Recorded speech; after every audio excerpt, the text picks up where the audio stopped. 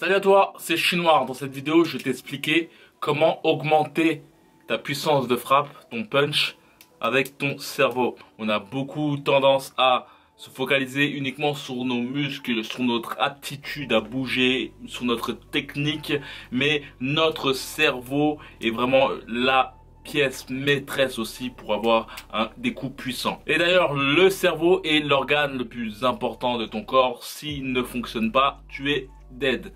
Donc dans cette vidéo, on va parler de punch et de cerveau. Avant de commencer cette vidéo, n'hésite pas à t'abonner à la chaîne Kans. Il y a un lien qui te permettra d'aller vers une vidéo où je parle de 10 erreurs à ne pas faire en boxe, 10 erreurs que j'essaye de rectifier dans ma boxe. Ces erreurs sont des erreurs qui avaient disparu, qui reviennent. La vidéo a pour but de te montrer des erreurs que tu ne connais pas dans ta boxe et de te passer les solutions pour arrêter de faire justement ces erreurs. Aussi, elle te permettra, cette vidéo, de voir des erreurs peut-être que tu n'as pas vu dans ta boxe. Et pareil, ça te permettra peut-être d'avoir un temps d'avance par rapport aux personnes ayant le même niveau que toi. Il y a une chose que j'entends beaucoup quand on parle de punch ou de puissance de frappe, c'est on parle beaucoup de fibres musculaires. On parle beaucoup de la fibre musculaire rose, blanche et rouge.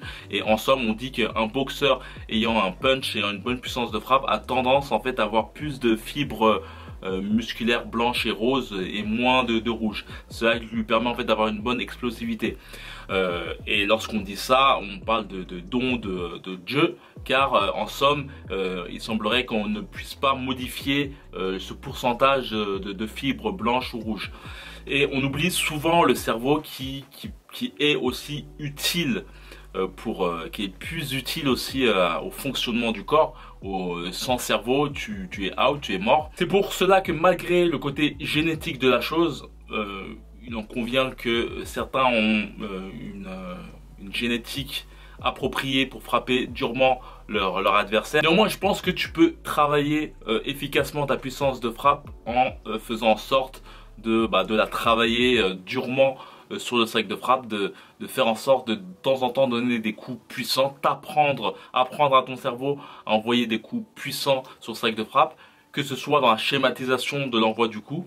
Lorsque tu as des coups bien schématisés, lorsqu'ils sont envoyés de la bonne manière, tu as plus de facilité, de capacité, tu auras une plus grande capacité à frapper durement son adversaire.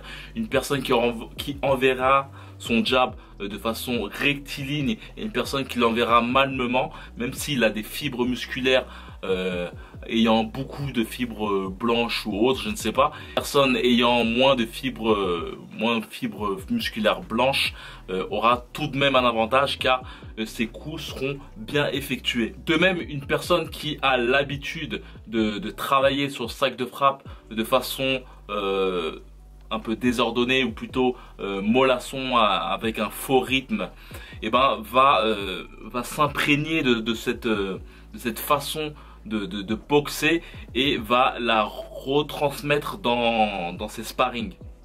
De même qu'une personne aussi qui est mollasson dans ses shadowboxing va le retransmettre forcément ou dans le sac de frappe ou sur le sparring. C'est pour ça qu'il est important, lorsque tu fais du sparring, du sac de frappe ou du shadowboxing, d'être concentré et d'être focalisé sur ce que tu fais, car en fait tu imprimes à chaque fois, à chaque activité, tu imprimes des mauvais mouvements, des mauvaises attitudes qui peuvent être redoutables par la suite sur le ring. On appelle ça la plasticité du cerveau, c'est-à-dire les embranchements entre les neurones.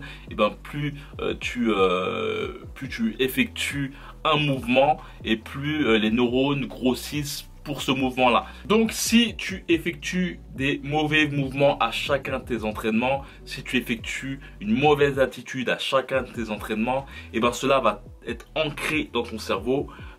Imaginons que tu fais ça pendant 3 ans, tu auras du mal par la suite à dégager ces mauvaises habitudes. La deuxième chose aussi qui peut faire en sorte de travailler ta puissance de frappe avec ton cerveau, c'est ton imagination. On pourrait croire que cela ne joue aucunement dans ta puissance de frappe, mais je pense que ça y joue grandement. Comme dit Mohamed Ali, celui qui n'a pas d'imagination n'a pas d'aile, et je pense que ça peut jouer grandement. Il y a des citations de boxeurs qui peuvent être qui peuvent être parfois très troublantes, très controversées, mais qui peuvent néanmoins prouver, qui peuvent plutôt révéler un état d'esprit. Et l'état d'esprit joue avec la pensée ou autre, comme les propos de Deontay Wilder et de même Mike Tyson sur la mort, en fait, le fait de se dire que on souhaite que son adversaire soit mort.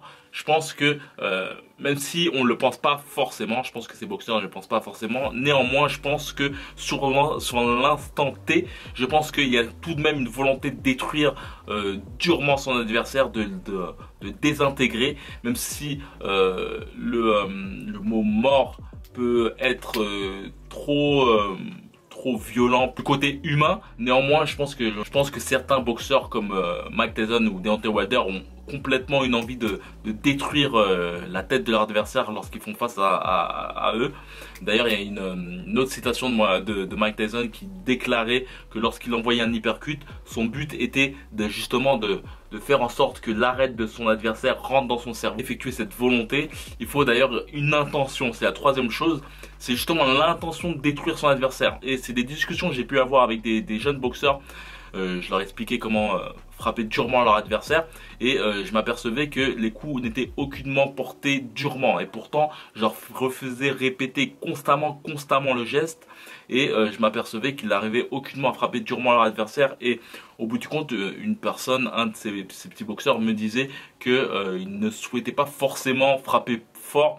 Je sais pas, il n'avait pas forcément une intention de frapper fort, il ne voulait pas, ou par peur de blesser son adversaire, ou par peur tout court de quelque chose d'inconnu, quoi. Tu peux pas me dire ce que tu en penses au niveau de la corrélation entre ton cerveau et ta force de frappe.